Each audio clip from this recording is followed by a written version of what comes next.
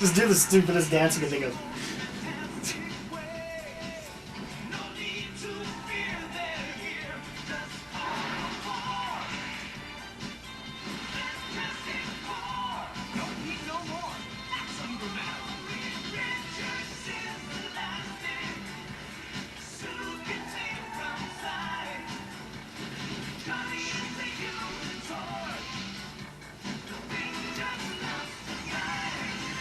You were so not into it.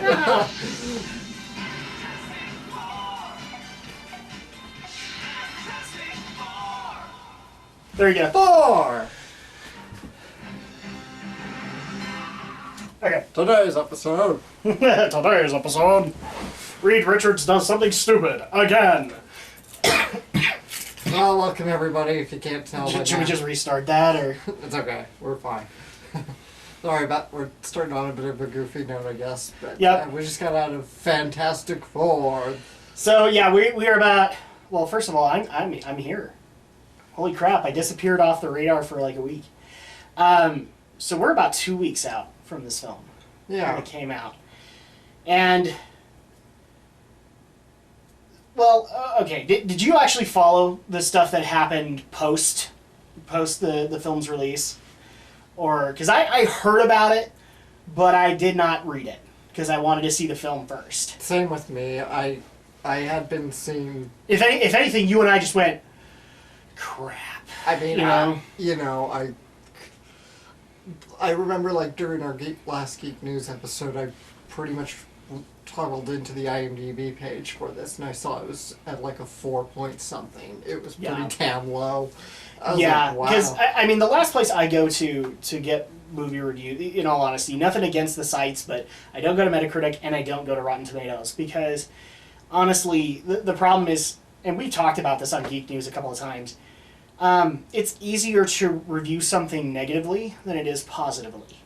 It's easier to, I mean, people have seen this with things like Hunger Games from me and have actually complained about it, that I find it easier to review it negatively. And you're right. I find it a lot easier, and Alex would too. You know, he's not a Dragon Ball Z fan. It would be really easy for him to just go into a DBZ film like Resurrection F and just criticize it, because it's easier to nitpick those films than it is to actually critique them. Yeah. But we're getting off track a little bit because I know you guys saw the title, but we haven't actually said this. Welcome to the Drak and Shadow vlog for Fantastic Four. Fantastic Four. Reed Richards is elastic. Dude, guys, look that up. That series is awesome, by the way. It's really good. Compared to the Cartoon Network reboot that came, which was angstier, is way good. I don't care how corny it is. But this is the reboot for Josh Trank as the director, and basically this was Fox's bid to keep the properties away from Marvel and the Marvel Cinematic Universe, ultimately, for them to be able to make a movie with it. So the similar thing would be X-Men and Sony's efforts on Spider-Man. So this was them kind of making a very vain attempt to keep this property in-house and hand it over to Josh Trank, who... did you see Chronicle? No. I didn't see it. So he had gotten off of his fame from Chronicle to do Fantastic Four. I saw the CinemaSins take on. But see, here's the thing too. We've been talking about this since it got announced. People who have followed Geek News, we've talked about the casting. You know, when the cast got announced, we talked about the first trailer. We talked about the overall impressions of the film. That we were getting from the trailers. We've been talking about this for a while, so now we actually get into it. And I don't think we have a whole lot of good to say. We'll get there. So first of all, if you guys have not seen a vlog before, welcome. You must be new here. Second, spoiler alert. If you have not seen this film and want to see it, pause this video and go see it. All right? We'll wait. Not really, but we will. Because your pause screen will show that we waited. That's how internet reviews patience. So, yeah, spoilers ahead. We're going to go into the story itself. And again, to the people who are going... Because I've gotten these ever since we did like the casting announcements and all that. That how dare we give crap to the Marvel Cinematic Universe. It's not the Marvel Cinematic Universe, guys. It's not. This is Fox. It's 20th Century Fox. They own the X-Men property. And frankly, all the problems that have come with it. Alright, so X1, I liked. X2, I was met on. X3, total disaster, with Brett Ratner in charge. X-Men Origins Wolverine, total freaking disaster. And Days of Future Past is a giant apology for those films. I'm sorry we made these crap films, even though we were the ones that spent millions of dollars on what we knew to be crap. Okay, so this is Fox. Don't blame the Marvel Cinematic Universe. Marvel's had very little to do with it. So, with that said, to people who don't know what Fantastic Four is, because I'm the comic geek and I'm going to be going into this, Fantastic Four is one of those few properties that was worked on by both Stan Lee, my friend, and Jack Kirby, the legendary Jack Kirby. And so this has a lot of cred when it comes to Marvel. I mean, the fact that its comic was discontinued recently, we actually didn't report on that. We did not report on the fact that the Fantastic Four comic got discontinued. That's big news. Because that's been a long-standing comic with Marvel. And I don't even think it hit 1,000 issues. So it's like Spider-Man gets to hit 1,000, but Fantastic Four doesn't? That's amazing. Yeah, that's stupid, as far as I'm concerned. And, I mean, they even had good runs in the Ultimates universe and all that. So, that's where the property stands. Where we start in the film is with a young Reed Richards. This is pretty much what we've seen in the trailers. A young Reed Richards, one of the smartest and most brilliant minds of the Marvel Universe, trying to make a teleporting machine. Because that's what Reed does. He finds things that people want in life, like Star Trek-y things, and he tries to make them. He fails horribly, but he tries to make them. So we get to meet a young Reed Richards, and he's trying to explain his plan, but he's in a public school classroom. So nobody's taking him seriously at all. Except one in the classroom. The little kid who's basically the wallflower, and a young Ben Grimm. And Grimm is appropriate at this point, because I don't think I ever saw the guy crack a smile.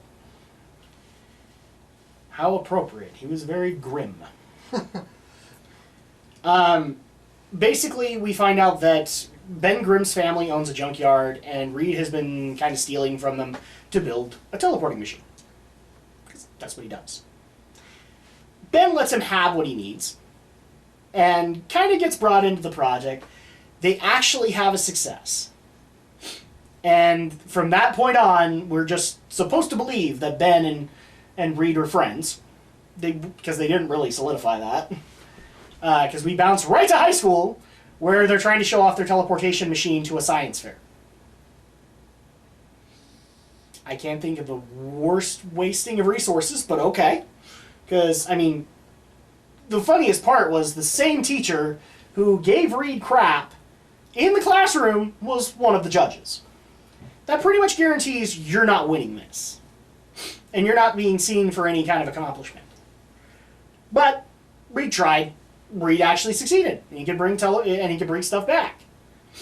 Which is usually how things go with Reed. He gets it right. Somewhat. Enough so that two people actually come up to him and acknowledge his successes.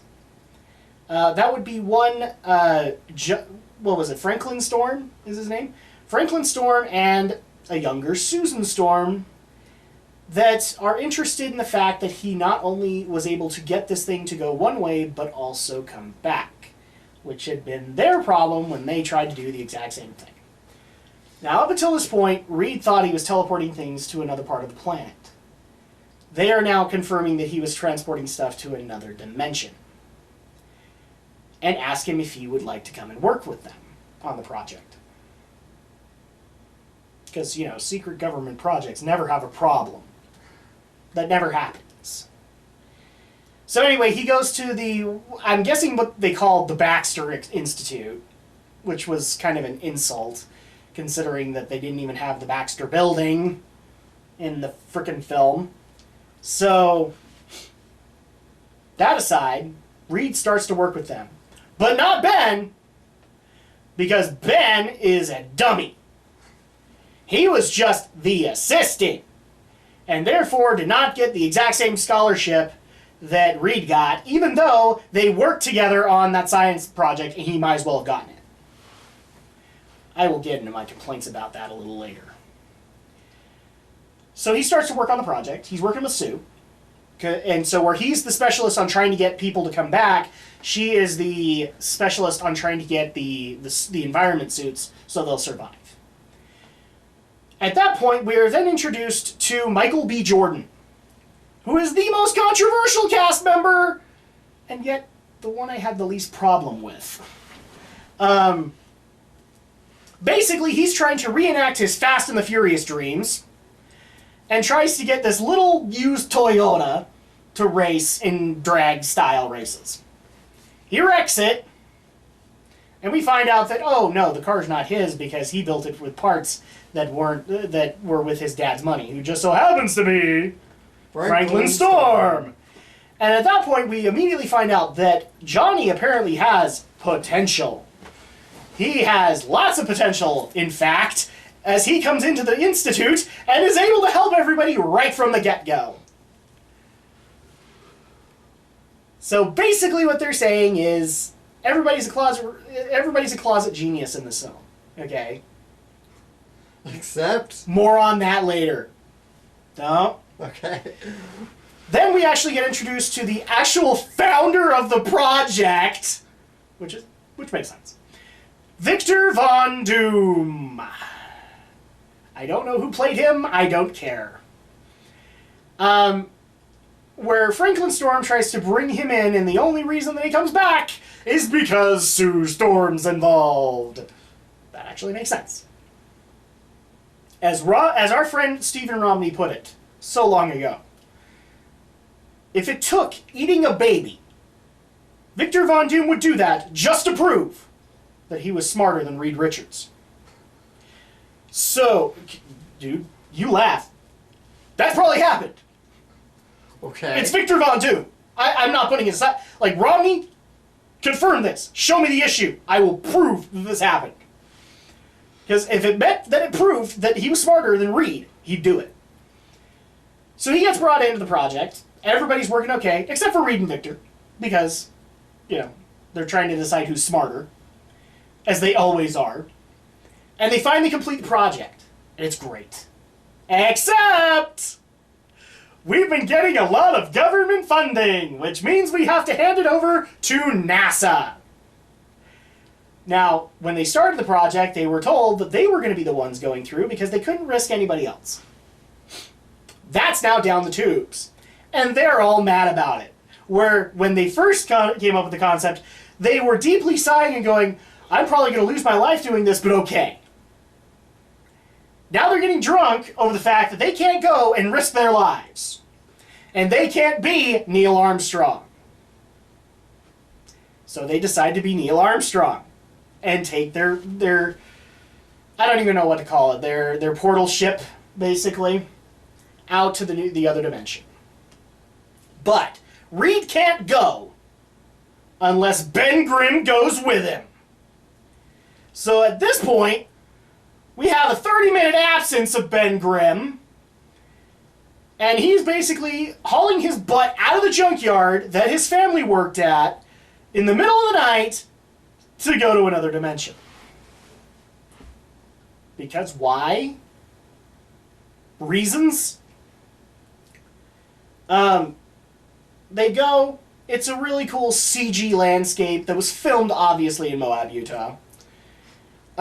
With nice green lava that I swear came out of World of Warcraft. I swear. And all WoW players know, you don't touch the green lava.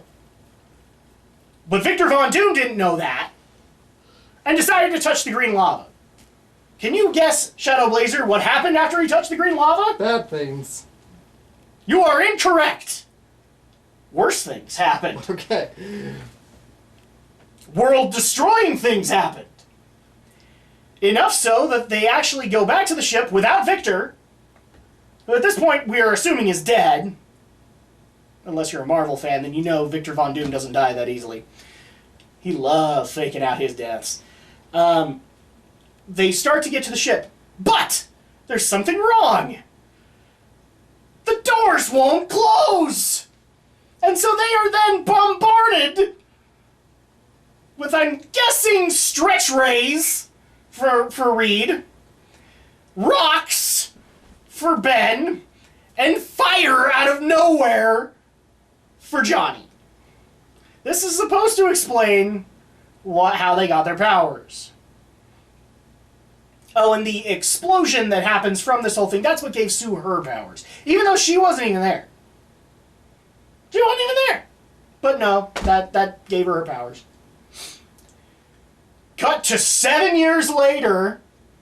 They are all in a... Well, after that, the government rep that is basically the key of the funding, he decides, oh, well, I can take advantage of this.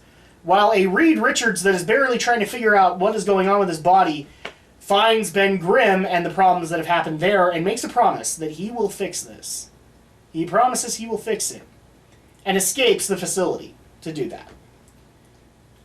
Leaving Ben and Johnny and Sue to become part of a secret military program. I don't think it's quite skipped 7 years, did it, from that point? It was 7 years later, yeah. Really? Something like that, yeah. Because they wanted to establish that Ben had already done a lot of Black Ops projects for the government. Oh, yeah. And that Johnny was going to start doing it. Sorry, I was a page behind you here. I thought you were still just talking about when they wake up in the facility for the first time. No, okay. I don't need to talk about that because that was kind of stupid too. Yeah, he's right. 7 years. 7 years, and then all of a sudden, we're just supposed to believe that they now can control their powers to some extent, and that they work for the government now. Because something that Ben Grimm would agree to is totally what Sue Storm would agree to, right?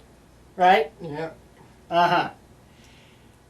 But they are also secretly hunting for Reed, because Reed has dropped off the radar, and they have been told by government guy that he ran away from his responsibilities, when in reality, he didn't. He was trying to fix it. But he was trying to do it his way, which is what Reed does. So, cut a little bit forward, they find Reed. Reed is out in some South America... I swear, did him and Bruce Banner run into each other? He was out in some remote South American area trying to work on this single portal device. And, yeah, it's always a South American place. I swear it is. And Ben Grimm gets contracted to bring him in so he can fix this. Obviously, at this point, Ben is quite perturbed at him because his life has been ruined. Because now he's a giant rock creature, also known as the Thing. Cut to later, they build it. They build the portal machine, they decide to go back in. At that point, they find a Victor Von Doom that somehow survived for 7 years on what looks like a very desolate planet, without food or drink. And they bring him back to investigate what happened to him, even though they knew from the other four, well, they got powers out of it. You didn't think he'd get powers out of it? But he got special powers.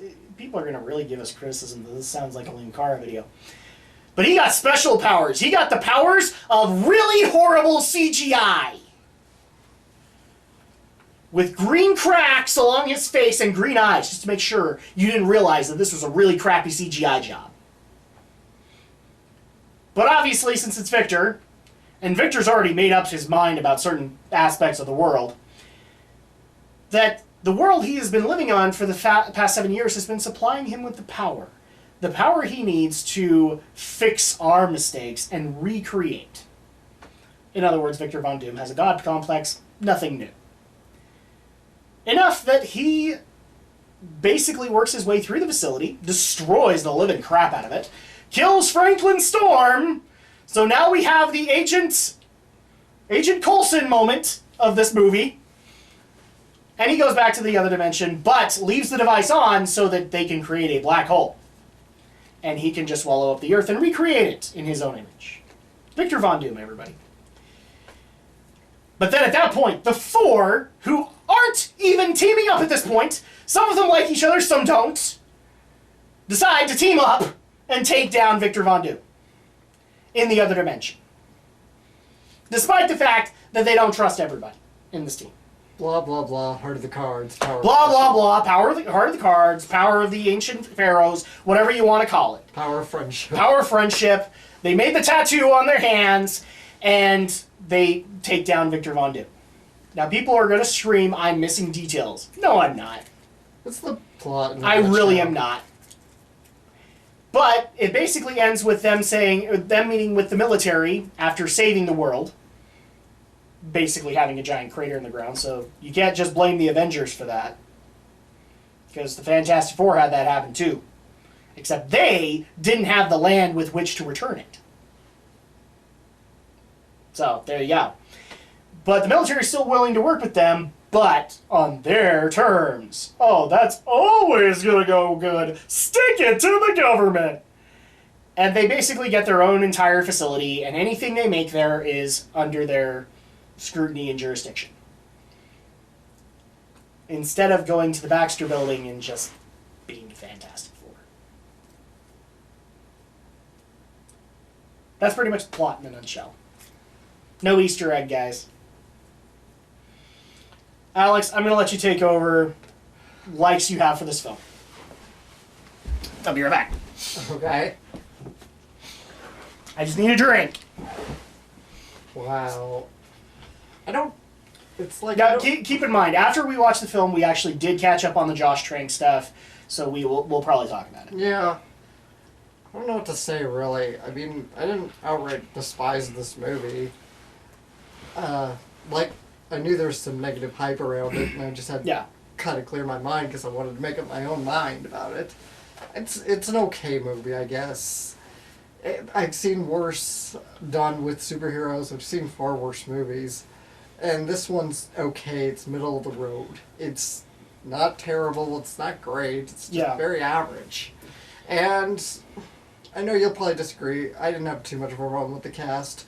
But unlike you, I don't read the comics, so I'm not emotionally attached to the characters as you might be. So, just to me, who's going to act well is fine with me.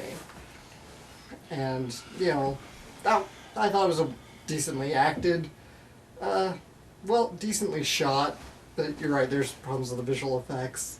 Yes. Yes, there really is. So, really, I mean, you and I are kind of both coming out the same way. Yeah. There are good things to this film, and there are bad things to this film. And so, those are the positive things that you have. Okay, here, believe it or not, some of the positive things that I have to say are not that bad. I thought some of the shots were pretty dang good. Some of the stuff at the other dimension was really great. I loved a lot of the moments that they tried to capture, especially with Reed trying to explain, you know, he is a closet genius and isn't really understood where he is in his life. Contrary to a lot of people's opinions, I actually do like some of the casting. I love Michael B. Jordan. I thought he was great as Johnny Storm. I think they got at least the cockiness concept out of it. It didn't make sense that he was like a closet genius because Johnny's never been that. There's a reason that Johnny has the nickname from the Thing called Hothead. And Chris Evans shows us in the previous movies that he's deserving of this. So overall, the premise is, it's not quite there, but at least at some points it's enjoyable. You can actually be like Reed when he walks into the project for the first time and say, yeah, I've made it. Ben is also had a lot of those moments where you could genuinely feel for him, not only in his situation, but also in the fact that he really does feel inferior to Reed, but he wants to support Reed. and that made sense. You know, and it made sense why he wanted to support him. Victor was spot on personality-wise. That's how Victor is. Victor is a god complex. He's got a bad one. And he's got a mad fascination with Sue Storm. I mean, he wants to see them boobies. And he never gets it.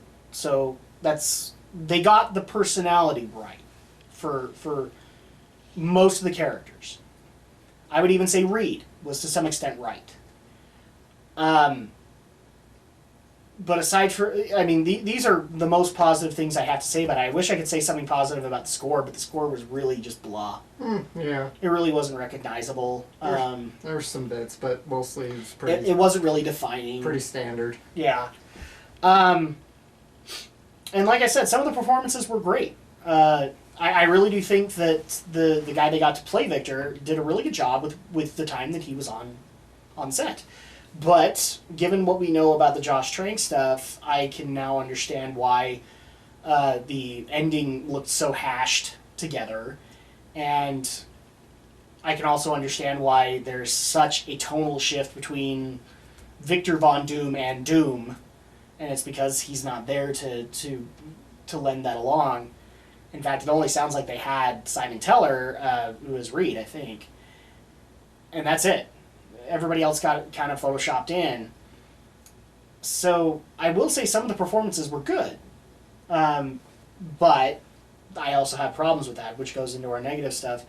Alex, go ahead and start with your negative viewpoints on Fantastic Four. CGI, like you said, is really bad in this movie.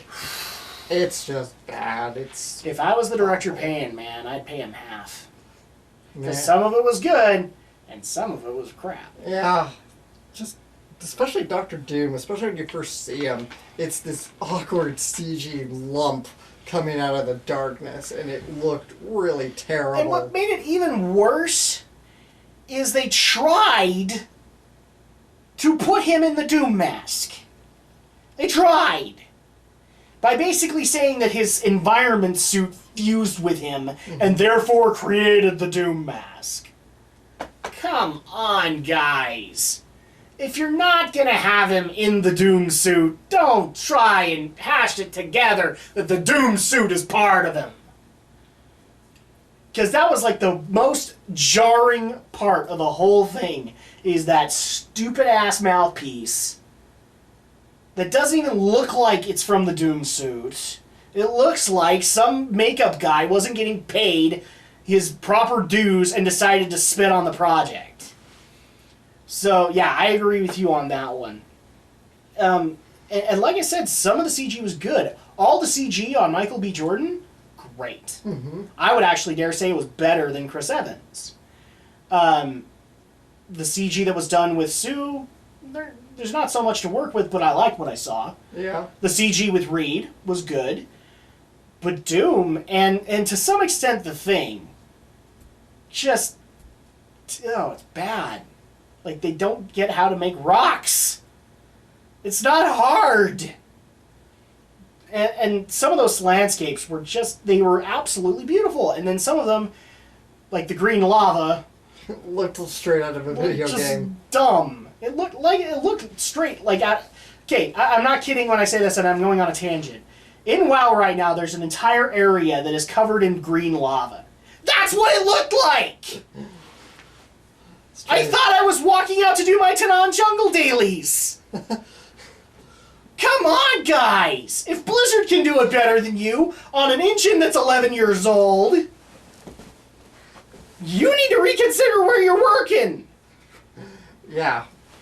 So, all right, keep going. Go on. I promise I'll stop at some point. But and tying back into a positive for a moment, I liked how kind of nerdy and awkward Reed Richards was. Yeah. Very much like Peter Parker in that way, which made him likable and kind of wholesome. But at the same time, with the rest of the cast and even Richards himself, it's like when they try to get kind of show that they're smart, it's like they kind of, again, it's the problem I have with any show that does it, like be it Big Bang Theory or Bones. It's like, We get it. You're smart. You're a closet genius. Smart people are not this awkward in real life. We get it. You're eccentric. You have your quirks. Right? And it's like, music is rhythmic. Can I have L, please? Music is rhythmic patterns repeated over and over again to anticipate a resolution. Nobody freaking talks like this. Well, Reed does.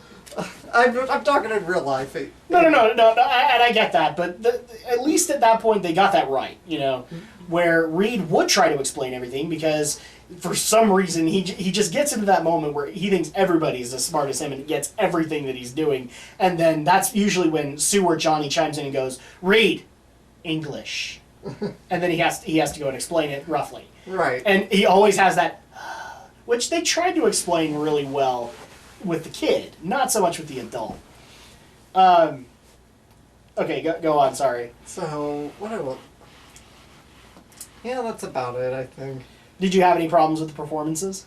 Well, I mean, it was kind of mixed in the performance department, and again, you could kind of tell because of the troubled production.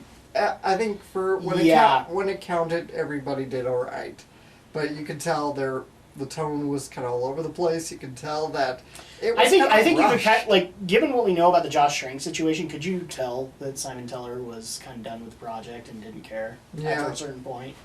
Yeah. I believe this stuff that they're saying that they almost came to blows a couple times. I believe that because, you know what?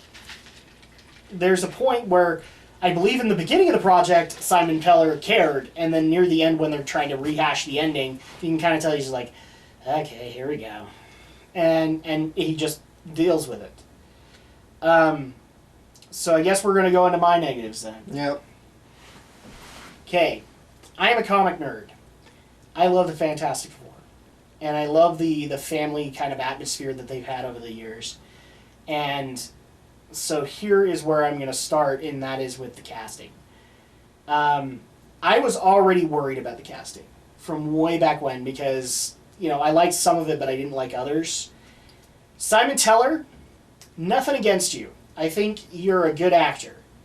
I don't think you were appropriate to play Reed Richards. And the main reason I don't is not because of anything you did. And this is going to be a repetitive thing that happens. I just don't think they were interested in telling your story. Because they loved skipping 1 year later, or 7 years later, and just assuming that things, having the audience assume that things progressed, but this is supposed to be an origin story, so you're supposed to tell it. And so nothing against Simon Teller. I think he did fairly well, but I just don't think he was written the Reed was written very well. And not a whole lot of things were considered. Okay, he went from high school and losing Ben to going to college. How did he deal with that? Reasons. 7 years later, now he's got stretchy arms. Is he freaking out about that? No, not really. He's going to fix the problem. How is he going to fix the problem? Reasons. That's kind of the problem that we had here. I would dare say that, and I'm going to compare this a lot to the previous Fantastic Four film, because I still like that film to some extent. These are both kind of on par with each other as far as I'm concerned. And one of the main reasons is that I love the original Reed Richards cast. I think that was perfect. I think it got everything about the character. You know who I'm talking about, right? The guy from Titanic. I think they got it right with him. Going on to Sue Storm. 2 problems here. I don't think that the actress was a good cast, but then again, I don't think anybody in the writing staff understood Sue Storm. Because we had to make her smart, but smart enough to the point of, and the Shadow Blazer will appreciate this, being a hipster. Because that's what she was. Yeah. Because they had to do the whole fascination of the reason she can do her job is because she listens to music, because that helps you think. Except she listens to bands you've never heard of. Even Reed looked at this and went, because I've never heard of them before. Seriously, if one of the smartest guys in the Marvel Universe is already pissed off at her, and he's supposed to fall uncontrollably in love with her, and he already has problems with her. Okay? So that's kind of my issue with it. Sue is supposed to be smart. She's supposed to be beautiful and daring and all of that stuff. But they decided in this one that they were just going to make a reclusive hipster out of the character that never meshed, and especially considering that two of the characters are supposed to be uncontrollably, undeniably in love with her. And even you as the audience member going, what on earth are you seeing in this girl? And they're looking back at you and going, I know, right? That's the problem there, is that it's not that the actress did a bad job. I think she did good with what she had, even though she wasn't a good cast. I also don't think Jessica Alba was a good cast either. But I also don't think the writers understood Sue Storm. They just kind of read that as stereotypical female character. We're going to put her in the tight jumpsuit so everybody can tell her figure. And that's where it ended. Michael B. Jordan, I think, was a good cast. And a lot of people gave him crap. You know, oh my gosh, a black Human Torch. No, that was fine. And the character was written fairly well. It didn't make a whole lot of sense that he was also a closet genius. Yeah, that was kind of forced. But, okay, he still got along with the cast very well. He still did a good job. I'm going to skip Ben for a second, and I'm going to go to Victor. Victor, personality-wise, they got the character. This is a guy with a god complex. Until he became Doom, and then he started making a lot of stupid decisions. Make of that what you will. So I don't really have a problem with that guy's performance, but it's very clear in the latter part of the movie he's not even involved. Now on to Ben Grimm. This one pisses me off to a great extent. Do I hate the actor for it? No, I think the actor did good, considering what he had. I think that the writers hated Ben Grimm. And, first of all, I'm not against the origin story, alright? Originally, the origin story is that Ben and Reed met each other in college. Because Ben was an athlete, very well loved, and very beloved person. Kind of the man of the week kind of thing. If Tony Stark wasn't getting that every month, Ben Grimm would get it. And he was smart to his own extent, but a lot of his stuff was in common sense. So that was one of the things that made Reed and his chemistry work, is because usually it was Ben looking at Reed and saying, dumb this down, and then I will tell you whether or not it makes sense that you should do this. Instead, they decided to make, I love this, 3 of them were closet geniuses. But the one dumbass is Ben Grimm. The guy who was so beloved that it was a serious society shock to him when he became a rock creature. So much so that he had to actually get a relationship with a blind woman who actually saw him for who he was. Which is a wonderful relationship to talk about in the comics. But no, in this one, we decided, we have to make Johnny horribly smart, because if we don't, then we're going to have people screaming racist at us. But we have to have one guy that's dumb. Well, they kind of write Ben as dumb, so let's just go ahead and make him the dumbass. He works in his family's junkyard, therefore he's the stereotypical redneck. Can I call a film racist for that? And maybe vaguely anti-Semitic, because it's clear that, because you saw the menorah. I actually didn't, no. But now that you mention that, seriously, guys, if this had been Michael B. Jordan, we'd be screaming at them. But no, stereotypical redneck, and he's the dumbass. Everybody else is a closet genius. Except him. Except Ben freaking Grimm. Can we please start a hashtag on this? Because, racism does work both ways. And that was offensive to me. That we had to write. It was almost like the writers literally looked at this and went, okay, equal opportunity, we'll make Michael B. Jordan smart. You didn't have to make him smart. The character already worked. Nope, have to make him smart. But no, we're going to make the redneck white kid the dumbass. Okay. And that's one of my biggest problems with the casting. I don't think he was bad for it. I actually thought I think it's the same person who did the Thing voice. So at that point, I think he did a good job. Compared to Michael Chiklis also did a good job. Chris Evans is actually like among Jessica Alba is one of my problems with it. But then again, Chris Evans went on to be Captain America, and I love him in that role. And I also love Michael B. Jordan in that role. So to the people who are going to scream racist to me because of Michael B. Jordan, I don't have a problem with his performance. I would like to see him in more stuff. But I'd also like to see the guy who played Ben Grimm doing more stuff too. Because I think he really got a shaft in his character. Yeah. The other one that I'm also going to get into is the Franklin Storm character. This is another example that casting did not make sense. And nothing against that actor. I've seen him in other stuff and he's done well. But when they tried to write this character on paper, I would dare argue they had a different guy in mind. And I almost wonder if he was contacted and said no. And that is, do you know who Avery Brooks is? No, I don't think I do. Avery Brooks is the captain in Star Trek Deep Space Nine. Okay. And a lot of his lines in Deep Space Nine were written very spiritually and very inspirational. And the entire time, any time this guy was speaking, I was just sitting there in my head going, this would be way better delivered if it was from Avery Brooks. Because it would actually be really cool and inspirational. But it doesn't, there's nothing wrong with the guy doing his performance, it just doesn't feel like it was written for him. And therefore he couldn't really own his role. So that was disappointing to me. And obviously the other thing that I have to go into is just the crap CGI. Guys, if you can't, how can you screw up a suit of armor and a green tunic?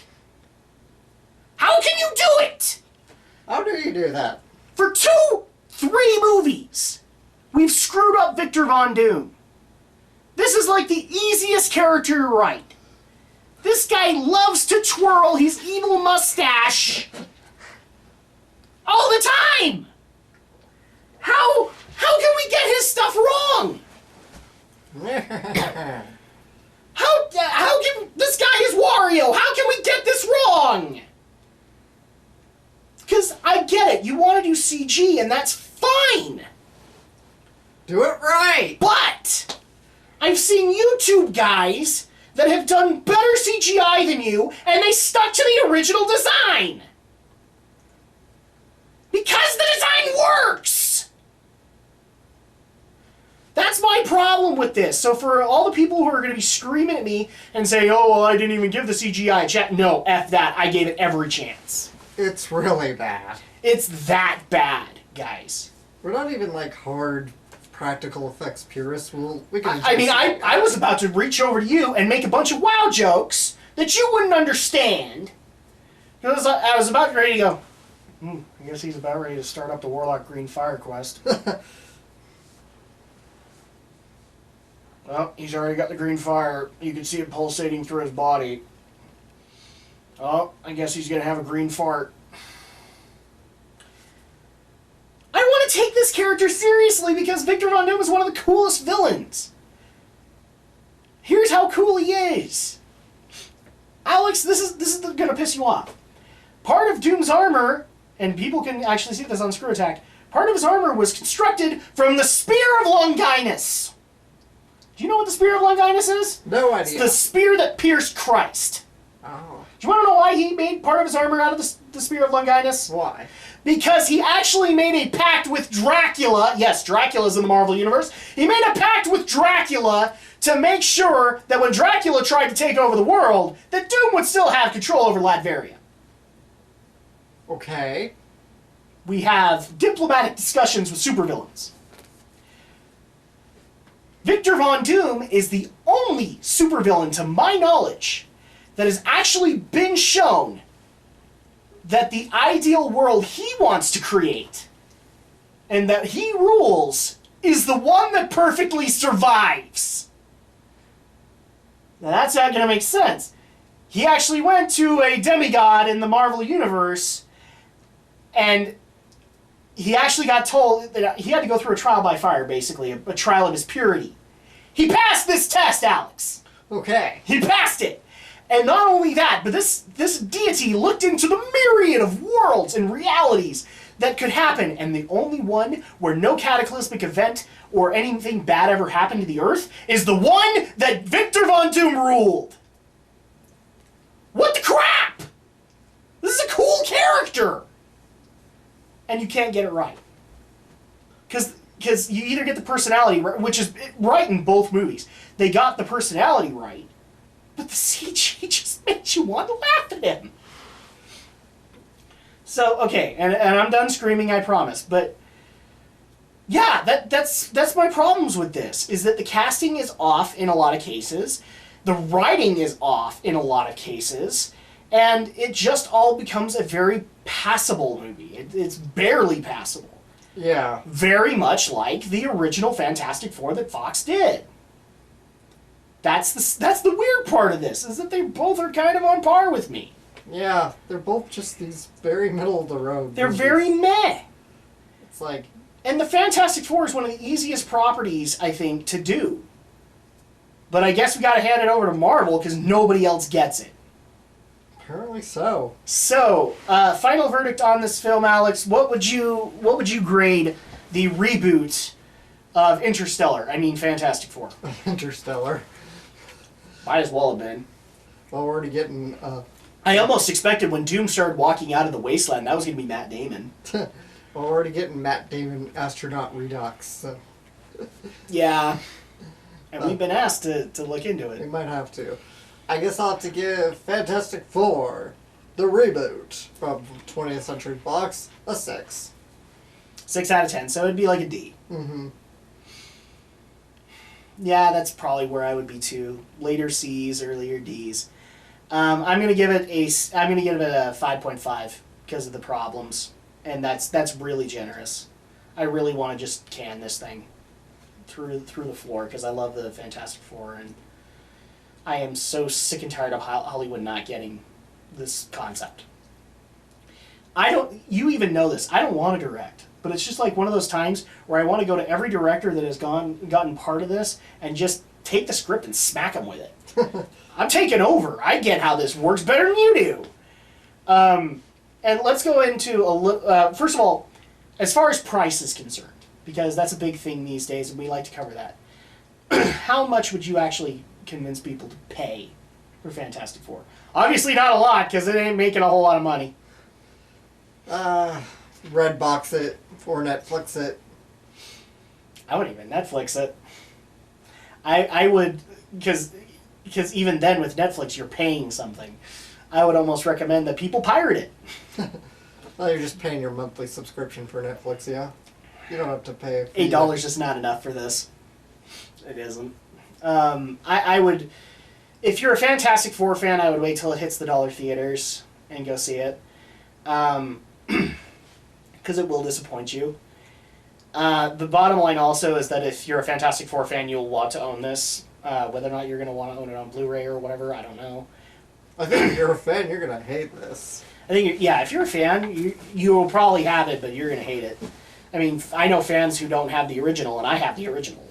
So, that's just the bottom line of it. And let's go ahead and just get a little bit into the controversy around Josh Trank. So we read a little bit into this, and it's very clear that Josh Trank had a vision. We don't know what that vision is, but obviously him and the studio were disagreeing with each other. Him and the actors were disagreeing with each other. Him and the producers and the writers and all of them were disagreeing with each other. And there was just no cohesion in this project. Yeah. And it's very clear, especially with that hashed up ending. I mean, you and I both looked at that and went, yeah, that was hashed up. That made sense that they went and redid it to be more action-y, you know?